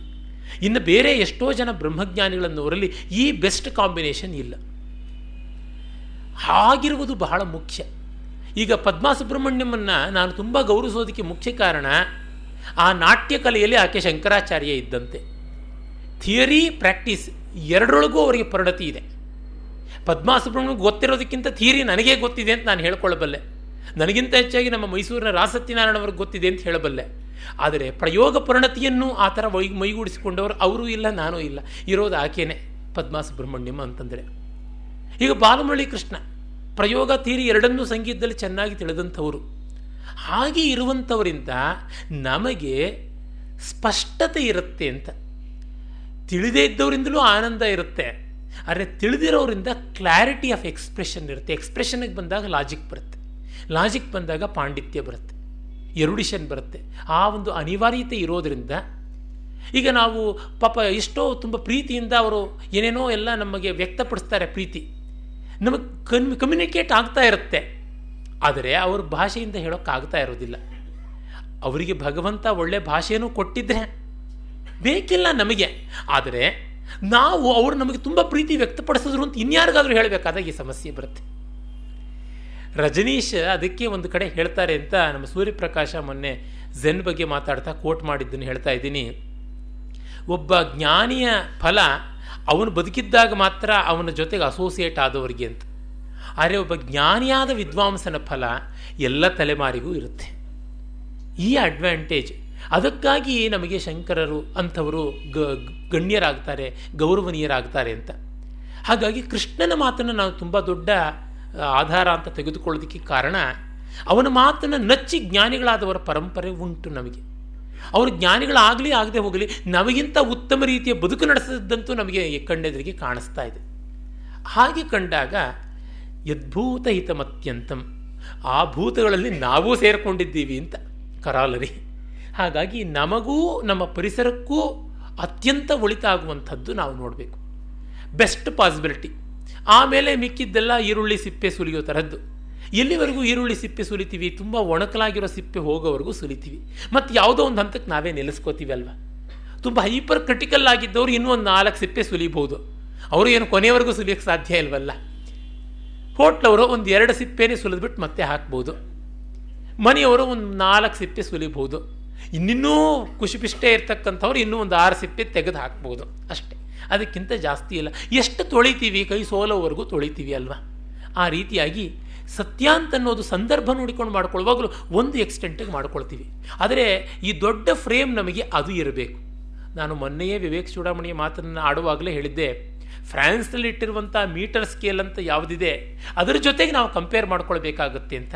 ನಮ್ಮ ಹತ್ರ ಅದಿಲ್ಲಪ್ಪ, ಫ್ರಾನ್ಸ್ಗೆ ಹೋಗುವಷ್ಟು ದುಡ್ಡಿಲ್ಲ, ಕಾಸಿಲ್ಲ ಅಂದರೆ ISI ಮಾರ್ಕ್ ಇರುವಂಥ ಒಂದು ಸ್ಕೇಲಾದರೂ ಕೊಂಡುಕೊಂಡು ಇಟ್ಕೊಳ್ಬೇಕಾಗುತ್ತೆ. ಈ ಥರದ ವ್ಯಾವಹಾರಿಕವಾದ ದೃಷ್ಟಿಯಿಂದ ನೋಡಿದಾಗ ನಮ್ಮ ಮಟ್ಟಿಗೆ ಲೋಕ ಒಪ್ಪಿದ ಸತ್ಯ ಅಂತ ಒಂದಿರುತ್ತೆ. ಅಷ್ಟಕ್ಕೆ ಮೊದಲು ನಾವು ಗೌರವ ಕೊಡಬೇಕಾಗುತ್ತೆ. ಧರ್ಮ ಅಂದರೆ ಏನು? ಸತ್ಯದ ವ್ಯಾವಹಾರಿಕವಾದ ಕರ್ಮಾನ್ವಯವೇ ಧರ್ಮ. ಸತ್ಯದ ಕ್ರಿಯಾರೂಪ ಧರ್ಮ ಅಂತ ಸಾಯಣಾಚಾರ್ಯರು ವೇದಭಾಷ್ಯದಲ್ಲಿ ಹೇಳ್ತಾರೆ. ಹೀಗಾಗಿ ಸತ್ಯವನ್ನು ಅಪ್ಲೈ ಮಾಡೋದು, ಶುದ್ಧ ಸತ್ಯವ ಜೀವಿತ ಪ್ರಶ್ನೆಗೆ ಅನ್ವಯಿಪ ಪದ್ಧತಿಯ ಧರ್ಮವೆಲೋ ಮಂಕುತಿಮ್ಮ ಅಂತ DVG ಅವರು ಅದ್ಭುತವಾಗಿ ನಿರ್ವಚನ ಮಾಡಿದ್ದಾರೆ. ಹೀಗೆ ಕಂಡಾಗ ನಮಗೆ ತಿಳಿಯುವಂಥದ್ದು, ಇವುಗಳನ್ನು ದೇಶಕಾಲೋಚಿತವಾಗಿಯೇ ಮಾಡಬೇಕಾಗುತ್ತೆ. ಫಾರ್ ಸತ್ಯವಾಗಲಿ ಧರ್ಮವಾಗಲಿ ಪರಮಾರ್ಥವಲ್ಲ. ಅಂದರೆ ನಮ್ಮ ವರ್ಬಲ್ ಟ್ರೂತ್ ಅನ್ನುವ ಸತ್ಯ ಎಕ್ಸಿಸ್ಟೆನ್ಸ್ ರೂಪದಿಂದ ಪರಮಾರ್ಥ, ಆದರೆ ಅದು ನಾಮರೂಪವಲ್ಲದೆ ಎಕ್ಸಿಸ್ಟೆನ್ಸ್ ರೂಪದಿಂದ ಪರಮಾರ್ಥ. ಹಾಗಾಗಿ ನಾವು ಎಷ್ಟೇ ಸತ್ಯ ಧರ್ಮ ಅಂತಂದರೂ ಅದನ್ನು ಅಬ್ಸಲ್ಯೂಟ್ ಮಾಡೋಕ್ಕಾಗೋದಿಲ್ಲ. ಪರ್ಟಿಕ್ಯುಲರ್ ಕೇಸ್ ತೊಗೊಳ್ಬೇಕಾಗುತ್ತೆ. ಅದರಿಂದಲೇ ಒನ್ಸ್ ಫಾರ್ ಆಲ್ ನಾವು ಯಾವುದು ಸತ್ಯ, ಯಾವುದು ಧರ್ಮ, ಯಾವುದು ಅಹಿಂಸೆ ಅಂತೆಲ್ಲನೂ ಡಿಸೈಡ್ ಮಾಡೋಕ್ಕಾಗೋಲ್ಲ. ಅವುಗಳ ಗವರ್ನಿಂಗ್ ರೂಲ್ ಯಾವುದು ಅನ್ನುವುದು ಪರಮಾರ್ಥದಲ್ಲಿ ಹೀಗೆ ಯದ್ಭೂತ ಹಿತಮತ್ಯಂತಂ ಅನ್ನೋದನ್ನು ತೆಗೆದುಕೊಳ್ಬಹುದು. ಅದರಿಂದಲೇ ಮನುಸ್ಮೃತಿಯಲ್ಲಿ ಬರುವಂಥ ಮಾತನ್ನು ಹೇಳ್ತೀನಿ. ಆರ್ಷಧರ್ಮೋಪದೇಶಂಚ ವೇದಶಾಸ್ತ್ರಾವಿರೋಧಿನ ಯಸ್ತರ್ಕೇಣಾನುಸಂಧತ್ತೆ ಸಧರ್ಮಂ ವೇದ ನೇತರಃ ಅಂತ ಹೇಳುವುದುಂಟು. ಮತ್ತೆ ವೇದೋಖಿಲೋ ಧರ್ಮಮೂಲಂ ಶ್ರುತಿಶೀಲೇಚ ತದ್ವಿದಾಂ ಆಚಾರಶ್ಚೈವ ಸಾಧೂನಾಂ ಆತ್ಮನಸ್ತುಷ್ಟಿರೇವಚ ಅಂತ ಧರ್ಮದ ಬಗ್ಗೆ ಹೇಳ್ತಾರೆ. ವೇದ, ಆ ವೇದದ ನೆನಪಿನಿಂದ ಮಾಡಿದ ಸ್ಮೃತಿ, ಮತ್ತು ತಿರ್ಗಾ ಸಜ್ಜನರ ನಡವಳಿಕೆ, ತರ್ಕಹಿತವಾದಂತಹ ತರ್ಕ ಸಹವಾದಂಥ ಒಂದು ಯುಕ್ತಿಗಳು ಮತ್ತು ನಮ್ಮ ನೆಮ್ಮದಿ, ಇವಿಷ್ಟೂ ಸೇರಿಕೊಂಡಾಗ ಧರ್ಮ ಸತ್ಯ ಅಂತ ಹೇಳ್ಬಿಟ್ಟು ಇವೆಲ್ಲ ಕ್ವಾಲಿಫಿಕೇಷನ್ಸು ಆಗುವಂಥದ್ದು ನೋಡಿ. ಆಮೇಲೆ ಮಿಕ್ಕಿದ್ದೆಲ್ಲ ನೋಡಿ. ಆತ್ಮತುಷ್ಟಿ ಅನ್ನೋದು ಇಲ್ಲದೇ ಇದ್ದರೆ ನಾವು ಯಾವುದನ್ನು ಮಾಡೋಕ್ಕಾಗಲ್ಲ. ಆಮೇಲೆ ಆ ಆತ್ಮತುಷ್ಟಿ ಅನ್ನೋದು ಮಾತ್ರ ಇಟ್ಕೊಂಡಿದ್ದರೆ ಬೇರೆಯವ್ರಿಗೆ ಹಾನಿ ಇಲ್ಲದೆ ಇರ್ಬೋದು, ಅರೆ ಲಾಭ ಇರೋಲ್ಲ. ನಾನು ನೋಡಿ ದಿವಸಕ್ಕೆ 2 ಹೊತ್ತು ಕರೆಕ್ಟಾಗಿ ಡಯಟ್ ತೊಗೋತೀನಿ, ಕರೆಕ್ಟಾಗಿ ಬಟ್ಟೆ ಒಕ್ಕೊಂಡು ಹಾಕ್ಕೋತೀನಿ, ನಾನು ಯಾರ ಹೆಗಲ ಮೇಲೂ ಕೈ ಇಟ್ಟು ಭಾರ ಹಾಕಿ ನಡೆಯೋದಿಲ್ಲ, ನನ್ನ ಪಾಡಿಗೆ ನಾನಿದ್ದೀನಿ ಅಂತೆಲ್ಲ ಅಂದರೆ ಆಯಿತು, ನನಗೇನು ಬಂತು ಲಾಭ ಅಂತ ಕೇಳ್ತೀವಿ. ನನ್ನ ಮನೆಯಲ್ಲಿದ್ದವರಿಗೆ ನಾನು ಭಾರವಾಗದೇ ಇರಬಹುದು, ಆದರೆ ನಾನು ಲೋಕಕ್ಕೆ ಭಾರವಾಗಿಲ್ಲ ಅಂತ ಅನ್ನೋದನ್ನೇ ಎಸ್ಟಾಬ್ಲಿಷ್ ಮಾಡಿ ತೋರಿಸ್ಬೇಕು. ಅದರೊಳಗೆ ಏನಿದೆ, ಭಾರವಾಗಿಲ್ಲದೆ ಇರೋದೇನು ತನ್ನಂತೆ ದೊಡ್ಡದಲ್ಲ ಅಂದರೆ ಲೋಕದ ಭಾರವನ್ನು ಕಡಿಮೆನೂ ಮಾಡುವನಾಗಿದ್ದೀನಿ ಅಂತ. ಹೀಗೆ ಡೈಮೆನ್ಷನ್ಸ್ ಜಾಸ್ತಿ ಮಾಡ್ತಾ ಹೋಗ್ತಿದ್ದಂತೆ ನಮ್ಮ ಮಹತ್ವ, ನಮ್ಮ ಮಹನೀಯತೆ ಬೆಳೀತಾ ಬರುತ್ತೆ. ಜ್ಞಾನಿಯಾದವನು ಲೋಕದ ಭಾರವನ್ನು ಇಳಿಸ್ತಾನೆ, ಅದಂತೂ ಸ್ಪಷ್ಟವಾಗಿ ಗೊತ್ತಿದೆ. ಏನು ಮಾಡದೇ ಇದ್ದರೂ ಅವನ ಸಾನ್ನಿಧ್ಯವೇ ಮಾಡುತ್ತೆ, ಅವನ ನೆನಪೇ ಎಷ್ಟೋ ಜನಕ್ಕೆ ಬಲ ಕೊಡುತ್ತೆ. ಈಗ ನಾನು ನನ್ನ ದೃಷ್ಟಿಯಿಂದ ಯಾರೋ XYZ ಜ್ಞಾನಿ ಅಲ್ಲ ಅಂತ ಮೂದಲಿಸ್ಬೋದು, ಅವರ ಹೆಸರು ಹೇಳ್ಕೊಂಡು ಎಷ್ಟೋ ಜನ ಒಂದು ಮಟ್ಟದ ನೆಮ್ಮದಿಯನ್ನು ಕಾಣ್ತಾ ಇದ್ದಾರಲ್ಲ. ಅಯ್ಯೋ ಅದು ಬಿಡಿ, ಗಾಂಜಾ ಹೊಡೆದಂಥ ನೆಮ್ಮದಿ ಅಷ್ಟೇ, ಹೆಂಡ ಕುಡ್ದಂಥ ನೆಮ್ಮದಿ ಏನೂ ಅಲ್ಲ ಅಂದರೆ ಅಷ್ಟೂ ನೆಮ್ಮದಿ ನಾನು ಕೊಡೋಕ್ಕಾಗ್ತಿಲ್ವಲ್ಲ. ಹಾಗಿದ್ದಾಗ ಅವರು ಆ ಮಟ್ಟಿಗೆ ದೊಡ್ಡವರಲ್ವಾ ಅಂತ ಅನ್ನಬೇಕಾಗುತ್ತೆ. ಹೀಗಾಗಿ ವ್ಯಾಪಕವಾದ ಅರ್ಥದಲ್ಲಿ ನೋಡಿದಾಗ ನಮಗೆ ಭಗವದ್ಗೀತೆಯ ಮಾತುಗಳು, ಕೃಷ್ಣ ಹೇಳುವಂಥದ್ದು, ಮನುಸ್ಮೃತಿಯಲ್ಲಿರುವ ಸಾರ್ವಕಾಲೀನವಾದಂಥ ಮಾತುಗಳು ಗೌರವನೀಯವಾದಂಥದ್ದು ತಗೋಬಹುದು ಅಂತ ಅನಿಸುತ್ತೆ. ಆಮೇಲೆ ಇವೆಲ್ಲ ಸಾಮಾನ್ಯವಾಗಿ ನಮಗೆ ಜನರಲ್ ಫಿಲಾಸಫಿಯಲ್ಲಿ ಅಷ್ಟು ತೊಡಕಿರೋಲ್ಲ, ಪರ್ಟಿಕ್ಯುಲರ್ ಕೇಸಸ್ಸಲ್ಲಿ ಮಾತ್ರ ತೊಡಕಿರುತ್ತೆ. ಆ ಪರ್ಟಿಕ್ಯುಲರ್ ಕೇಸನ್ನು ಆಗಲೇ ನೋಡಬೇಕು, ಫ್ರೆಶ್ ಆಗಿ ನೋಡಬೇಕಾಗುತ್ತೆ. ಸಾಮಾನ್ಯವಾಗಿ ನಮಗೆ ಏನು ಮಾಡಬೇಕಾಗಿದೆ, ನಿತ್ಯದ ಅನ್ನ ಸಾರು ಗೊತ್ತೇ ಇರುತ್ತೆ, ಹೋಳಿಗೆ ಮಾಡಬೇಕು ಅಥವಾ ಜಹಾಂಗೀರ್ ಮಾಡಬೇಕು ಅನ್ನುವಾಗ ಸಮಸ್ಯೆ ಬರುತ್ತೆ. ಹೀಗೆ ಪರ್ಟಿಕ್ಯುಲರ್ ಕೇಸಸ್ಸಲ್ಲಿ ಬಂದಾಗ ಅದನ್ನು ನೋಡಿ ವಿಶ್ಲೇಷಣೆ ಮಾಡಬಹುದು. ಒಂದು ನಿಮಿಷ, ಪ್ರಶ್ನೆಗಳು ಕೊಡ್ತಾ ಇದ್ದಾರೆ, ಅದನ್ನು ಉತ್ತರಿಸಿ ಮತ್ತೆ ಬರ್ತೀನಿ. ಬುದ್ಧಿ ಕರ್ಮಾನುಸಾರಿಣಿ, ದಯವಿಟ್ಟು ಇದರ ಬಗ್ಗೆ ಸ್ಪಷ್ಟಪಡಿಸಿ ಅಂತ. ಯಾವುದೋ ಒಂದು ಕೊಟೇಶನ್ ಕೊಟ್ಬಿಟ್ಟು ಕೇಳಿಬಿಟ್ರೆ ಕಷ್ಟ. ಬುದ್ಧಿ ಕರ್ಮಾನುಸಾರಿಣಿ ಎನ್ನುವುದು ಒಂದು ಲೋಕರೂಢಿಯಾಗಿ ಬಂದಿರುವಂಥ ಮಾತಾಗಿದೆ. ಇಲ್ಲಿ ಕರ್ಮಾನುಸಾರಿಣಿ ಅಂತನ್ನುವಲ್ಲಿ ನಮ್ಮ ಕೆಲಸಕ್ಕೆ ಅನುಸಾರವಾಗಿ ಬುದ್ಧಿ ಹೋಗುತ್ತೆ ಅಂತ ಒಂದರ್ಥ ಮಾಡ್ಬೋದು. ಇನ್ನೊಂದು ಸಂಚಿತ ಆಗಾಮಿ ಪ್ರಾರಬ್ಧ ಅನ್ನುವ ಸ್ಪೆಸಿಫಿಕ್ ಕರ್ಮ ಅಂತನ್ನುವ ಅರ್ಥದಲ್ಲಿ ಹೋಗಿದೆ ಅಂತ ಹೇಳ್ಬೋದು. ಈ ಅರ್ಥ ಇಲ್ಲಿ ಇದ್ದಂತೆ ಕಾಣಿಸುತ್ತೆ. ಅಂದರೆ ನಮ್ಮ ಬುದ್ಧಿ ಅನ್ನೋದು ಸಂಚಿತ ಆಗಾಮಿ ಪ್ರಾರಬ್ಧ ಅನ್ನುವ ಈ 3 ಕರ್ಮಗಳಿಂದ ನಿಯಂತ್ರಿತವಾಗಿದೆ. ಬುದ್ಧಿಗೆ ಸಂಪೂರ್ಣ ಸ್ವಾತಂತ್ರ್ಯ ಇಲ್ಲ ಅಂತ. ಹೌದು, ಶರೀರಕ್ಕೂ ಇಲ್ಲ, ಮನಸ್ಸಿಗೂ ಇಲ್ಲ ಅಂದರೆ ಬುದ್ಧಿಗೂ ಎಲ್ಲಿರೋದಕ್ಕೆ ಸಾಧ್ಯವಾಗುತ್ತೆ? ಬುದ್ಧಿ ಎಷ್ಟು ಮಟ್ಟಿಗೆ ಯೋಚನೆ ಮಾಡಬಲ್ಲದು? ಚಿತ್ತ ಮನಸ್ಸುಗಳಿಂದ, ಚಿತ್ತ ಪಾಸ್ಟ್ ನಾಲೆಡ್ಜು, ಮನಸ್ಸು ಪ್ರೆಸೆಂಟ್ ನಾಲೆಡ್ಜು, ಇದನ್ನು ಇಟ್ಟುಕೊಂಡು ಆಗಿಂದ ಆಗ್ಗೆ ಡಿಸೈಡ್ ಮಾಡ್ತಾ ಇರಬೇಕು. ಅಹನ್ಯಹನಿ ಕಾಲಕ್ಷೇಪ ಮಾಡುವಂತಹ ಬಡಬ್ರಾಹ್ಮಣನ ತರಹ ಬುದ್ಧಿ. ಹಾಗಾಗಿ ಅದು ಕರ್ಮದ ಗತಿಗೆ ಹೋಗುವಂಥದ್ದು ಸರಿ. ಆಗ ಮತ್ತೆ ಇದರ ಅಂಟುಕೊಂಡು ಒಂದು ಪ್ರಶ್ನೆ ಬರುತ್ತೆ, ಫ್ರೀ ವಿಲ್ಗೆ ಆಗ ಬೆಲೆ ಏನು ಅಂತ ಹೇಳ್ಬಿಟ್ಟು. ಹೌದು, ಫ್ರೀ ವಿಲ್ ಅನ್ನೋದಕ್ಕೆ ಉಂಟೇ ಉಂಟು. ಆ ಫ್ರೀ ವಿಲ್ಗೆ ಸಾಧ್ಯವಾದಷ್ಟು ಅವಕಾಶ ಇದ್ದೇ ಇದೆ. ಆದರೆ ಫ್ರೀ ವಿಲ್ ಅಂತ ಹೇಳಿದ ತಕ್ಷಣವೇ ತ್ರಿಪುಟಿ ಬಂತು, 10 ಹಲವು ಎಂಟಿಟೀಸ್ ಇವೆ. ಈಗ ಮನುಷ್ಯನಿಗೆ ಎಷ್ಟು ಸ್ವಾತಂತ್ರ್ಯ ಇದೆ ಅಂದರೆ, ಮನುಷ್ಯ ಆದದ್ದೇ ಒಂದು ಪಾರತಂತ್ರ. ಮನುಷ್ಯನಾಗಿ ಎಷ್ಟು ಸ್ವಾತಂತ್ರ್ಯ ಇರುತ್ತೋ ಅಷ್ಟಿರುತ್ತೆ. ಆ ಮನುಷ್ಯನಲ್ಲಿ ಅವನು ಭಾರತೀಯನೇ, ಅಮೇರಿಕನ್ನೇ, ಅವನು ವೃದ್ಧನೇ, ಯುವಕನೇ, ಸ್ತ್ರೀಯೇ, ಪುರುಷಳೇ, ಅವನು ಶ್ರೀಮಂತನೇ, ಬಡವನೇ, ಇವೆಲ್ಲ ಕನ್ಸ್ಟ್ರೆಂಟ್ಸು ಹಾಕ್ಕೊಂಡು ಹೋಗುತ್ತೆ. ಹಾಗಾಗಿ ಯಾವುದರೊಳಗೆ ಅಂತ ಕೇಳಬೇಕು. ರೆಫರೆನ್ಸ್ ಇಲ್ಲದೆ ಇರುವಂತಹ ವೇಗ್ ಸ್ಟೇಟ್ಮೆಂಟ್ಸನ್ನು ಇಟ್ಟುಕೊಂಡು ಏನೂ ಚರ್ಚೆ ಮಾಡೋಕ್ಕಾಗೋಲ್ಲ. ಒಂದಷ್ಟು ಹೀಗೆ ಕಥಾಕಾಲಕ್ಷೇಪ ನಾನು ಮಾಡಬಹುದು, ಕೇಳಿದವರಿಗೆ ಸಮಾಧಾನವೂ ಇರೋಲ್ಲ, ಹೇಳಿದವರಿಗೆ ಸಂತೃಪ್ತಿಯೂ ಇರೋದಿಲ್ಲ, ಆ ಥರ ಆಗುತ್ತೆ. ಯಾವ ದೃಷ್ಟಿಯಿಂದ, ಯಾವ ಮಟ್ಟದಲ್ಲಿ ಎನ್ನುವ ಸ್ಪೆಸಿಫಿಕೇಶನ್ಸ್ ಕೊಡಬೇಕಾಗತ್ತೆ. ಹಾಗಾಗಿ ಕರ್ಮ ನಮ್ಮನ್ನು ನಿಯಂತ್ರಣ ಮಾಡುತ್ತೆ. ಯಾವ ಮಟ್ಟಕ್ಕೆ ಅಂದರೆ ಇಷ್ಟೇ, ಅವಸ್ಥಾತ್ರಯ ಮೀಮಾಂಸೆಯಿಂದ ನೋಡಿದಾಗ ಜಾಗೃತ್ ಮತ್ತು ಸ್ವಪ್ನಗಳಲ್ಲಿ ಕರ್ಮದ ನಿಯಂತ್ರಣ ಇದೆ, ಸುಷುಪ್ತಿಯಲ್ಲಿ ನಿಯಂತ್ರಣ ಇಲ್ಲ. ಬುದ್ಧಿನೇ ಇಲ್ಲದೆ ಇದ್ದಾಗ ಬುದ್ಧಿ ಕರ್ಮಾನುಸಾರಿ ಆಗೋದು ಹೇಗೆ ಸಾಧ್ಯ? ಹಾಗಾಗಿ ಅಲ್ಲಿ ಇಲ್ಲ. ಮತ್ತು ಇವೆರಡು ಯಾರಿಗೆ? ಬದ್ಧನಾದಂಥವನಿಗೆ ಅಂತ ಹೇಳಬೇಕಾಗತ್ತೆ. ಬಂಧವನ್ನು ಬಿಡಿಸ್ಕೊಳ್ಳೋದು ಹೇಗೆ? ಅಧ್ಯಾರೋಪಾಪವಾದ ವಿವೇಕದಿಂದ ವೇದಾಂತವನ್ನು ಶ್ರವಣ ಮನನ ನಿಧಿಧ್ಯಾಸನದ ಮೂಲಕ ತಿಳ್ಕೊಳ್ಬೇಕು. ಅಷ್ಟು ಬಿಟ್ಟು ಬೇರೆ ಯಾವುದು ದಾರಿ ನನಗೆ ಗೊತ್ತಿಲ್ಲ. ಸ್ವಪ್ನದ ಅನುಭವವು ಜಾಗೃತ ಅವಸ್ಥೆಯಲ್ಲಿ ಆಗುತ್ತದೆ, ಸ್ವಪ್ನದ ಅನುಭವವು ಸ್ವಪ್ನದಲ್ಲಿ ಆಗುವುದಿಲ್ಲಬೇಕೇ ಅಂತ. ಸ್ವಪ್ನಾನುಭವ ಅಲ್ಲ, ಸ್ವಪ್ನ ಸುಳ್ಳು ಅನ್ನುವ ಅನುಭವ ಜಾಗೃತದಲ್ಲಿ ಆಗ್ತಾ ಇದೆ ಅಂತ ಒಂದು ಕರೆಕ್ಷನ್. ಮತ್ತೆ ಸ್ವಪ್ನಾನುಭವದ ಕಾಲದಲ್ಲಿ ಏನೇ ಇದು ಸ್ವಪ್ನ ಅಂತ ಯಾಕೆ ಅರಿವಾಗ್ತಾ ಇಲ್ಲ ಅಂತ ಅಂದರೆ ಅದು ಪ್ರತ್ಯೇಕವಾದ ಅವಸ್ಥೆ. ಆ ಅವಸ್ಥೆ ಜಾಗೃತಾವಸ್ಥೆಯ ಬೈ ಪ್ರಾಡಕ್ಟ್ ಆಗಿರುವಂಥದ್ದು. ಯಾಕೆ? ಜಾಗೃತಾವಸ್ಥೆಯಲ್ಲಿ ಇಂದ್ರಿಯಗಳು ಯಾವ ಎಲ್ಲ ಅನುಭವವನ್ನು ಇಟ್ಟುಕೊಂಡವೋ ಆ ಅನುಭವದ ವಾಸನಾ ಬಲದಿಂದ ಸ್ವಪ್ನ ಆಗ್ತಾ ಇರುವಂಥದ್ದು. ಅದೇ raw material finished in a new model ಅಷ್ಟೆ. ಹೀಗಾಗಿ ಸ್ವಪ್ನಕ್ಕೆ ಜಾಗೃತಿನ ಬೈಂಡಿಂಗ್ ಇದೆ, ಆದರೆ ಜಾಗೃತಿಗೆ ಸ್ವಪ್ನದ ಬೈಂಡಿಂಗ್ ಇಲ್ಲ ಅನ್ನುವುದನ್ನು ನಾವು ಕಾಣಬೇಕಾಗುತ್ತೆ. ಉದಾಹರಣೆಗೆ ಕುರುಡರಿಗೆ ಸ್ವಪ್ನ ಬರುತ್ತೆ. ಹುಟ್ಟು ಕುರುಡರಿಗೆ ಯಾವ ಥರದ ಸ್ವಪ್ನ ಬರುತ್ತೆ ಅದನ್ನು ಅನಲೈಸ್ ಮಾಡಿದ್ದಾರೆ ಸೈಕ್ಯಾಟ್ರಿಸ್ಟ್ಗಳು, ಸೈಕಾಲಜಿಸ್ಟ್ಗಳೆಲ್ಲ. ಅವರಿಗೆ ಕಣ್ಣಿಲ್ಲದೆ ಇರುವ ಕಾರಣ ಮಿಕ್ಕ ಇಂದ್ರಿಯಗಳ ಮೂಲಕ ಯಾವ ಮಟ್ಟಕ್ಕೆ ಪ್ರಪಂಚ ಗೋಚರವಾಗ್ತಾ ಇದೆಯೋ ಆ ಒಂದು ಅನುಭವಗಳೇ ಬರ್ತಾ ಇವೆ ಅಂತ. ಅಂದರೆ ಅವರಿಗೆ ರೂಪ ಇಲ್ಲವಾದರೂ ಶಬ್ದ, ಸ್ಪರ್ಶ, ರಸ, ಗಂಧ ಇವುಗಳ ಒಂದು ಆಯಾಮದಲ್ಲಿ ಬರ್ತಿದೆ ಅಂದರೆ ಜಾಗೃತಿನ ನಿಯಂತ್ರಣ ಇದೆ ಅಂತ.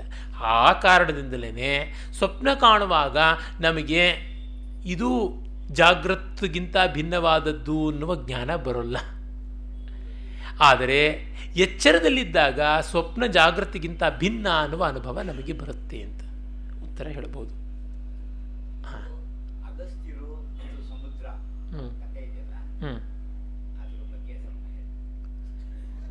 ವೇದಾಂತಕ್ಕೆ ಸಂಬಂಧಪಟ್ಟದ್ದಲ್ಲ.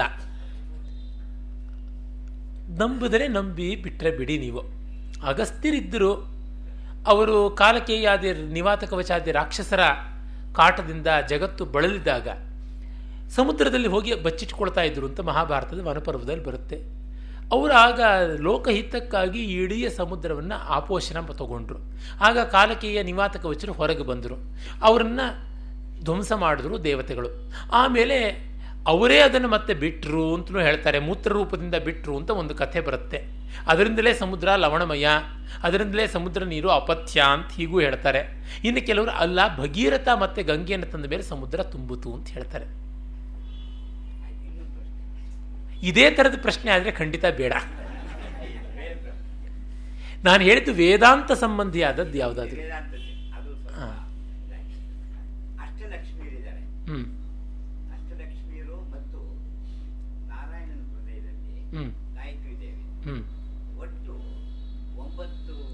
ಇದು ಮತ್ತೆ ಪುರಾಣ ಸಂಬಂಧಿ ವೇದಾಂತ ಅಲ್ಲ. ಅಲ್ಲ, ಅದು ನಿಮ್ಮ ದೃಷ್ಟಿಯಿಂದ ಇರಬಹುದು, ವಿವೇಕ ಚೂಡಾಮಣಿ ದೃಷ್ಟಿಯಿಂದ ಅಲ್ಲ. ನಾವು ಇವತ್ತು ಡಿಸ್ಕಸ್ ಮಾಡೋದು ನಮ್ಮ ಅನುಭವಕ್ಕೆ ಏನು ಬರ್ತಾ ಇದೆಯೋ ಅದೇ. ಮೊದಲನೇ ದಿವಸದ ನಿಮ್ಮ ಪ್ರಶ್ನೆಯೇ ಇದು. ನಾನು ಮತ್ತೆ ಹೇಳ್ತಾ ಇದ್ದೀನಿ, ನನ್ನನ್ನು ಯಾವ ಲಕ್ಷ್ಮೀರೂ ಕಾಡ್ತಾ ಇಲ್ಲ, ಯಾವ ಸರಸ್ವತಿಯರೂ ಕಾಡ್ತಾ ಇಲ್ಲ. ನಾನು ಲಕ್ಷ್ಮೀನೂ ನೋಡಿಲ್ಲ, ಸರಸ್ವತಿನೂ ನೋಡಿಲ್ಲ, ನಾರಾಯಣನೂ ನೋಡಿಲ್ಲ. ನೋಡ್ತೀನಿ ಅನ್ನೋ ಭರವಸೆಯೂ ನನಗಿಲ್ಲ.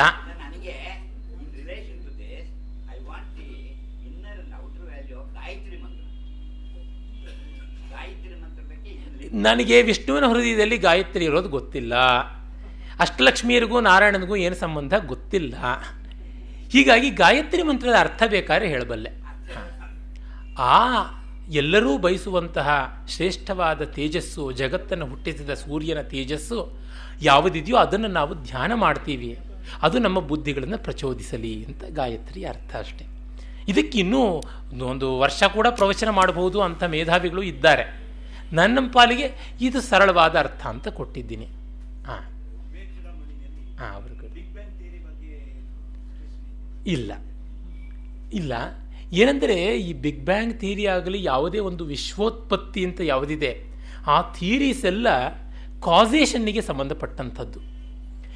ಕಾಸೇಷನ್ನಿನ ಮೂಲ ಏನು, ಅದರ ಮಿತಿ ಏನು, ಕಾರ್ಯಕಾರಣ ಭಾವದ ಮಿತಿ ಏನು, ಮೂಲ ಏನು ಅನ್ನೋದು ಎರಡನ್ನೂ ವಿವೇಕ ಚೂಡಾಮಣಿ ಹೇಳಿದೆ.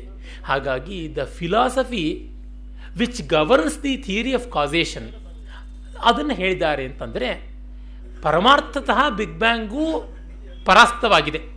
It is completely refuted in the sense it is not absolute ಅಂತ ಅಷ್ಟಾಗಿದೆ ಅಂತ ಹೇಳ್ಬೋದು.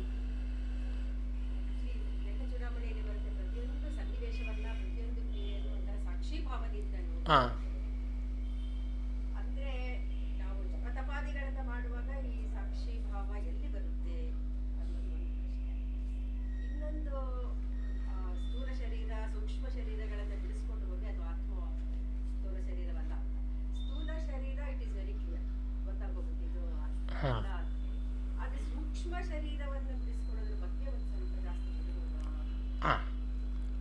ಸೂಕ್ಷ್ಮ ಶರೀರ ಅಂತಃಕರಣ ಚತುಷ್ಟಯ ಸಂಬಂಧಿಯಾದದ್ದು, ಮನೋಬುದ್ಧಿ ಚಿತ್ತ ಅಹಂಕಾರಗಳಿಗೆ ಸಂಬಂಧಪಟ್ಟದ್ದು.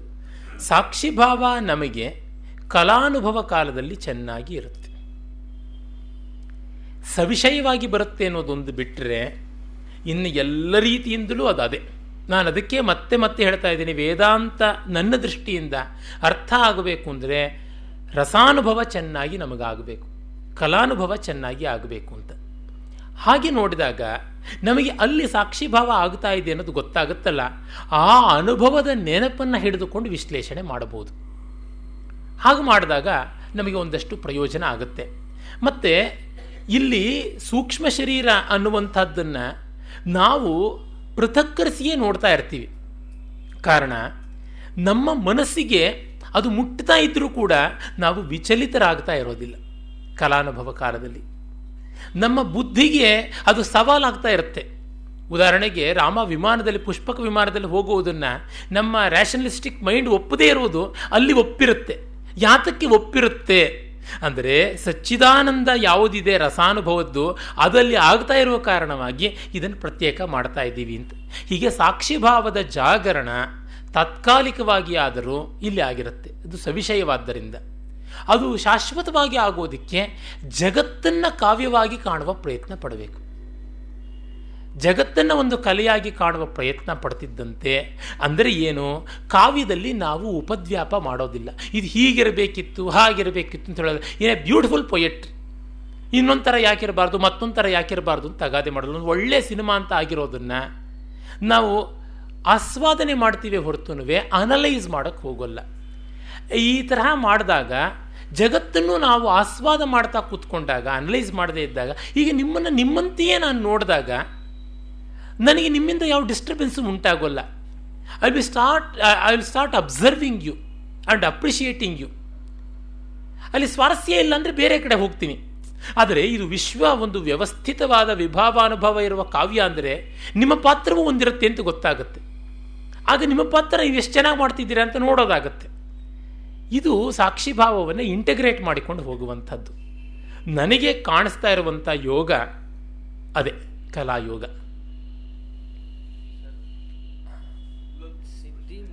ಒಂದು ನಿಮಿಷ ಸಿದ್ಧಿ ಪಡೆಯೋದು, ಜ್ಞಾನ ಪಡೆಯೋದು ಬೇರೆ ಬೇರೆನಾ? ವ್ಯತ್ಯಾಸ ಏನು? ಸಿದ್ಧಿ ಅಂದರೆ ಯಾವ ಸಿದ್ಧಿ? ಉದಾಹರಣೆಗೆ, ನಾನು ಭಾಷಣ ಮಾಡೋದು ಒಂದು ಸಿದ್ಧಿನೇ, ನಾವು ಎರಡು ಕಾಲ ಮೇಲೆ ನಡೆಯುವುದು ಒಂದು ಸಿದ್ಧಿನೇ. ಹುಟ್ಟತ್ತಲೇ ನಾವು ಎರಡು ಕಾಲ ಮೇಲೆ ನಡೆಯೋಕ್ಕಾಗಲಿಲ್ಲ. ಸಿದ್ಧಿ ಅಂದರೆ ಪ್ರಯತ್ನಪೂರ್ವಕವಾಗಿ ಬರೋದು, ಪ್ರಭಾವ ಅಂದರೆ ಹುಟ್ಟತ್ತಲೇ ಬರುವಂಥದ್ದು ಅಂತ. ನೋಡುವಂಥದ್ದು, ಕಣ್ಮಿಟಿಸುವಂಥದ್ದು ನಮ್ಮ ಪ್ರಭಾವ, ಹುಟ್ಟಿಂದಲೇ ಬಂದದ್ದು. ನೀರಿನಲ್ಲಿ ಮೀನು ಈಜುವುದು ಪ್ರಭಾವ ಆದರೆ ಮನುಷ್ಯ ಈಜುವುದು ಸಿದ್ಧಿ. ಹಾಗಾಗಿ ಸಿದ್ಧಿ ಅಂತಂದರೆ ಯಾವ ಸಿದ್ಧಿಯನ್ನು ಅವ್ರು ಹೇಳ್ತಿದ್ದಾರೆ ಅನ್ನೋದು ಸ್ಪಷ್ಟ ಇಲ್ಲ. ಮತ್ತು ಜ್ಞಾನ ಅಂತಂದರೆ ಯಾವ ಜ್ಞಾನ ಹೇಳ್ತಿದ್ದಾರೆ? ಪುಸ್ತಕದ ಜ್ಞಾನವೂ ಜ್ಞಾನವೇ, ತಲೆ ಕೆರ್ಕೊಳ್ಬೇಕು ನವೆ ಆಯಿತು ಅನ್ನುವುದು ಜ್ಞಾನವೇ. ಗೆಲಿ ಮಾಡ್ತಾ ಇದ್ದೀನಿ ಪ್ರಶ್ನೆಗಳನ್ನು ಕೇಳಿದವ್ರನ್ನ ಅಂತಲ್ಲ. ನಾನು ಮತ್ತೆ ಅದೇ ಹೇಳಿದೆ, ರೆಫರೆನ್ಸ್ ಇಲ್ಲದೆ ತುಂಬ ವೇಗಾಗಿ ಪ್ರಶ್ನೆ ಕೇಳಿದ್ರೆ ವೇಗಾಗಿಯೇ ಉತ್ತರ ಕೊಡಬೇಕಾಗತ್ತೆ. ಸ್ಪಷ್ಟವಾಗಿ ನನಗೆ ಇಂಥ ಸಿದ್ಧಿ ಬೇಕು, ನೀರಿನ ಮೇಲೆ ನಡೆಯುವಂಥ ಸಿದ್ಧಿ ಅದು ಉಂಟೆ, ನಿಮಗೆ ಕಲಿಸ್ಕೊಡೋಕ್ಕಾಗತ್ತಾ ಅಂತ ಹೇಳಿದ್ರೆ, ಇಲ್ಲ ಸ್ವಾಮಿ ಗೊತ್ತಿಲ್ಲ, ನಿಮಗೆ ಗೊತ್ತಾರೆ ನನಗೂ ಹೇಳಿ. ಸುಜಾತಾ ಟಾಕೀಸ್ ಪಕ್ಕ ಹರಿಯುವಂತಹ ಗಂಗಾ ನದಿ ಯಾವುದಿದೆ ಅದು ನಮ್ಮನೆ ಹಿಂದೇನೂ ಹರಿಯುತ್ತೆ, ಅದರ ಮೇಲೆ ನಡ್ಕೊಂಡು ಟ್ರಾಫಿಕ್ ಜಾಮ್ ಇಲ್ಲದೆ ಅಲ್ಲಿವರೆಗೂ ಬಂದ್ಬಿಡ್ತೀನಿ ನಾನು ಅಂತ ಹೇಳಬಲ್ಲೆ. ಇಲ್ಲವಲ್ಲ,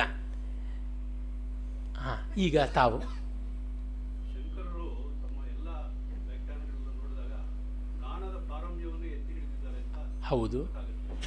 ಆದರೆ ಈ ಅವರ ಮೇಲಿರುವಂಥ ಮುಖ್ಯವಾದಂಥ ಆಪಾದನೆ ಆಪಾದನೆ ಕೂಡ ಅದೇನೆ. ಆದರೆ ಇಲ್ಲಿ ಈ ವಿವೇಕ ಚೂಡಾಮಣಿಯಲ್ಲಿ ನೋಡಿದಾಗ ಕೆಲವು ಸಂದರ್ಭಗಳಲ್ಲಿ ಅವರು ಜ್ಞಾನದ ಪಾರಮ್ಯವನ್ನು ಹೇಳಿದ್ರು ಕೂಡ ಕರ್ಮಕಾಂಡದ ಬಗ್ಗೆ ಕೂಡ ಅಷ್ಟೇ ವಿವರವಾದಂಥ ಅದಕ್ಕೆ ಪ್ರಾಶಸ್ತ್ಯವನ್ನು ಕೊಟ್ಟಿದ್ದಾರಲ್ಲ, ಈ ಗೊಂದಲವನ್ನು ಉಂಟು ಮಾಡುತ್ತೆ. ವಿವೇಕ ಚೂಡಾಮಣಿಯಲ್ಲಿ ಎಲ್ಲಿಯೂ ಕೂಡ ಕರ್ಮದ ಪ್ರಸ್ತಾವ ಬರೋಲ್ಲ. ನಾನು ನೋಡಿದಂತೆ ಬಹಳ ಧೈರ್ಯದಿಂದ ಹೇಳಬಲ್ಲೆ ಈ ವಿಷಯವನ್ನು ಮಾತ್ರ. 581 ಶ್ಲೋಕಗಳಲ್ಲಿ ಎಲ್ಲಿಯೂ ಕೂಡ ಕರ್ಮಾಚರಣೆಯ ಪ್ರಾಶಸ್ತ್ಯವನ್ನು ಹೇಳುವುದು ಬರೋಲ್ಲ. ಭಕ್ತಿಯನ್ನು 2 ಸಾಲುಗಳಲ್ಲಿ ಹೇಳ್ತಾರೆ. ಭಕ್ತಿರೇವ ಗರಿಯಸಿ ಅನ್ನುವಂಥ ಮಾತು. ಮೋಕ್ಷ ಸಾಧನ ಸಾಮಗ್ರ್ಯಾಂ ಭಕ್ತಿರೇವ ಗರಿಯಸಿ ಅಂತ ಒಂದು ಶ್ಲೋಕಾರ್ಧದಲ್ಲಿ ಹೇಳ್ತಾರೆ. ಆದರೆ ಅವರ ಡೆಫಿನೇಷನ್ ಆಫ್ ಭಕ್ತಿಯನ್ನು ಅಲ್ಲಿ ಹೇಳ್ತಾರೆ. ಮತ್ತು ಶಂಕರರು ಜ್ಞಾನದ ಪಾರಮ್ಯದಲ್ಲಿ ಮಿಕ್ಕವನ್ನು ಕಡೆಗಣಿಸಿದರು ಅನ್ನುವ ಆಪಾದನೆ ನಿರಾಧಾರವಾದದ್ದು ಮತ್ತು ರಾಗದ್ವೇಷದ ಅಸೂಯೆಯಿಂದ ಕೂಡಿರುವಂಥದ್ದು. ಕಾರಣ ಅವರು ಇದು ನಾನು ಓದಿ ತೋರಿಸಿದೆ ಅವರ ಭಾಷ್ಯವಾಕ್ಯವನ್ನು. ನಾನೀಗ ಅದನ್ನೇ ತಾನೇ ಹೇಳ್ತಾ ಇದ್ದಿದ್ದು ಕೆಲವರ ಕ್ಷಣಗಳ ಹಿಂದೆ. ಈ ಕರ್ಮ ಅನ್ನೋದು ಯಾವ ಮಟ್ಟಕ್ಕೆ ಬೇಕೇ ಬೇಕಾಗುತ್ತೆ ಅನ್ನುವಂಥದ್ದನ್ನು, ನಿತ್ಯ ಕರ್ಮಗಳಿಗೂ ಫಲ ಇರುತ್ತೆ ಹಾಗಾಗಿ ಮಾಡಬೇಕು ಅನ್ನುವಂಥದ್ದನ್ನೆಲ್ಲ ಅವಕ್ಕೆ ಸಲ್ಲಿಸುವಂಥದ್ದಷ್ಟೂ ಸಲ್ಲಿಸಿದ್ದಾರೆ. ಏನೆಂದರೆ ಕರ್ಮ ತ್ರಿಪುಟಿಯನ್ನು ಅಪೇಕ್ಷೆ ಪಡುತ್ತೆ, ಭಕ್ತಿ ತ್ರಿಪುಟಿಯನ್ನು ಅಪೇಕ್ಷೆ ಪಡುತ್ತೆ. ಆದರೆ ಅದು ನಿರ್ಲೇಪ ಕರ್ಮ ಆದಾಗ ತ್ರಿಪುಟಿ ಇಲ್ಲ, ಅದು ಜ್ಞಾನಿಯ ಕರ್ಮ. ಹಾಗೆ ಪರಭಕ್ತಿ ಆದಾಗ ಜ್ಞಾನಿಯ ಭಕ್ತಿ, ಅಲ್ಲಿ ಕೂಡ ತ್ರಿಪುಟಿ ಇರುವುದಿಲ್ಲ. ಜ್ಞಾನ ಅನ್ನೋದನ್ನು ಶಂಕರರು ಹೇಳುವುದು ಸವಿಶೇಷ ಜ್ಞಾನ ಅನ್ನುವ ಅರ್ಥದಲ್ಲ, ನಿರ್ವಿಶೇಷ ಅಂತ. ಹಾಗೆ ನಿರ್ವಿಶೇಷ ಭಕ್ತಿ ನಿರ್ವಿಶೇಷ ಕರ್ಮವೂ ಜ್ಞಾನವೇ ಆಗುತ್ತೆ. ಹಾಗಾಗಿ ಶಂಕರರು ಹೇಳುವ ಜ್ಞಾನದ ಡೆಫಿನೇಷನನ್ನು ಅವರ ಆಕ್ಷೇಪಕರ್ತರು ಅರ್ಥ ಮಾಡಿಕೊಂಡಿಲ್ಲ ಅಥವಾ ಮಾಡಿಕೊಳ್ಳುವ ಮನಸ್ಸಿಲ್ಲ. ಇನ್ನೊಂದು, ಅವರು ಹೇಳುವ ಕರ್ಮ ಮತ್ತು ಭಕ್ತಿಗಳ ಡೆಫಿನೇಷನನ್ನು ಒಪ್ಪುವ ಮನಸ್ಸಿಲ್ಲ ಅಥವಾ ಗೊತ್ತಾಗಿಲ್ಲ ಅಂತ ಎರಡನ್ನು ಹೇಳಬಹುದು. ಹಾಗೆ ಕಂಡಾಗ ನಮಗೆ ಗೊತ್ತಾಗುತ್ತೆ ಜ್ಞಾನಿಯಾದವನು ಎಲ್ಲಕ್ಕೂ ಸಲ್ಲಿಸಬೇಕಾದಷ್ಟು ಸಲ್ಲಿಸೇ ಇರ್ತಾನೆ. ಹಾಗಿಲ್ಲದೆ ಅವನು ಜ್ಞಾನಿ ಅಂತ ಅನ್ನಿಸಿಕೊಳ್ಳೋದಿಲ್ಲ ಅಂತ. ವಿವೇಕ ಚೂಡಾಮಣಿ ಕೂಡ ಆ ದೃಷ್ಟಿಯಿಂದ ಹೊರತಲ್ಲ. ನೀವು ಹೇಳಿದ ಆ ಮಾತು ಹಾಗಾಗಿ ಸರಿಯಾಗುತ್ತೆ. ಅಂದರೆ ಅಲ್ಲಿ ಕೂಡ ಅವರು ಎಲ್ಲ ಗ್ರಂಥಗಳಲ್ಲಿದ್ದಂತೆ ಪ್ರತಿಯೊಂದು ಸಾಧನ ಕ್ರಮಕ್ಕೂ ಅದರದೇ ಆದಂಥ ಅರ್ಹತೆ ಹೇಳ್ತಾರೆ. ಮತ್ತು ಇದು ಯಾರಿಗೆ ಹೇಳೋಕ್ಕೆ ಹೊರಟಿರೋದು? ಸಾಧನ ಚತುಷ್ಟಯ ಇದ್ದವನಿಗೆ. ಸಾಧನ ಚತುಷ್ಟಯ ಯಾರಿಗಿರುತ್ತೆ? ಸಮ್ಯಕ್ ಕರ್ಮಾನುಷ್ಠಾನದಿಂದ ಚಿತ್ತಶುದ್ಧಿ ಸಂಪಾದಿಸಿಕೊಂಡಾಗ. ಅದರಿಂದಲೇ ಚಿತ್ತಸ್ಯ ಶುದ್ಧಯೇ ಕರ್ಮ ನತು ವಸ್ತೂಪಲಬ್ಧಯೇ ಇರಬಹುದು. ಈಗ 10ನೇ ಕ್ಲಾಸ್ ಪಾಸ್ ಆಗೋದಕ್ಕೆ 9ನೇ ಕ್ಲಾಸ್ ಪಾಸ್ ಆಗಲೇಬೇಕು ಅಂತ ನಿಯಮ ಎಲ್ಲ ಪ್ರೈವೇಟಾಗಿ ಕಟ್ಬೋದು. ಅಂದರೆ 9ನೇ ಕ್ಲಾಸಿನವರೆಗಿನ ಪಾಠದಷ್ಟರ ತಿಳುವಳಿಕೆ ಅವನಿಗಿರಬೇಕಲ್ಲ. ಹಾಗೆ ಒಪ್ಪಿದಾಗ ಪರ್ಯಾಯವಾಗಿ ಎಲ್ಲ ಬಂದಿವೆ ಅಂತ ಅರ್ಥ ಆಗುತ್ತೆ.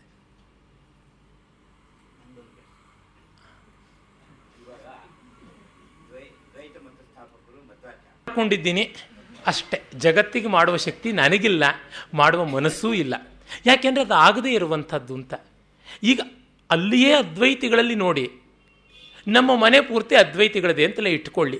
ನಮ್ಮ ಅಣ್ಣನಿಗೆ ಇಷ್ಟವಾಗಿದ್ದು ನನಗಿಷ್ಟವಾಗೋಲ್ಲ, ನನಗಿಷ್ಟವಾಗಿದ್ದು ನಮ್ಮ ತಾಯಿಗೆ ಇಷ್ಟವಾಗೋಲ್ಲ. ಹುಟ್ಟಿದ ಮಾತ್ರಕ್ಕೆ ಅದ್ವೈತಿಗಳಾಗ್ತಾರ್ಯಾ, ಹುಟ್ಟಿದ ಮಾತ್ರಕ್ಕೆ ದ್ವೈತಿಗಳಾಗ್ತಾರ್ಯಾ?